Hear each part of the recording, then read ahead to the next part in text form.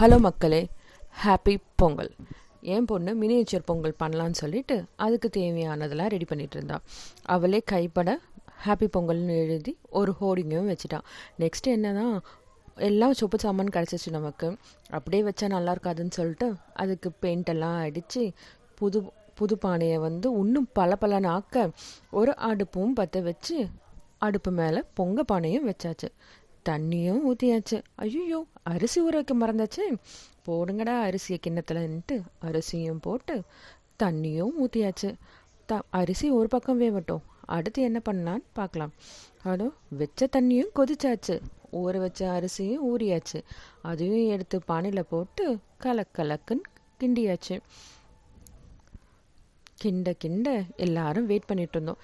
எப்படா பானை பொங்கன்ட்டு, அதாவது பொங்கல் பொங்கன்ட்டு. ஜூமின் பண்ணி பார்த்தாலும் பொங்கலை வெயிட் பண்ணிட்டே தான் இருந்தோம். பொங்கல் பொங்குறதுனா சும்மாவா?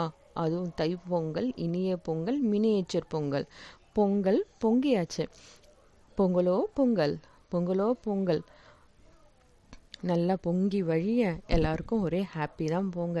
அடுப்பும் நல்லா திகுன்னு எரிஞ்சிட்டு இருந்துச்சு ஃபர்ஸ்ட் டைம். நெக்ஸ்ட் டைம்லேருந்து செமையாக பண்ணிடலாம். அப்புறமா வெல்லம் இருந்துக்கிறியா, அந்த வெல்லத்தையும் போட்டு நல்லா கலரியாச்சு. கலர்ன பிறகு நமக்கு முந்திரி திராட்சை இதெல்லாத்தையும் போட்டு கலந்து நல்லா பொங்கல் ரெடியானவுடனே பொங்கலை கடவுளுக்கு வச்சாச்சு. Happy miniature Pongal. பொங்கல் தின நல்வாழ்த்துக்கள். தேங்க்ஸ் ஃபார் வாட்சிங் திஸ்.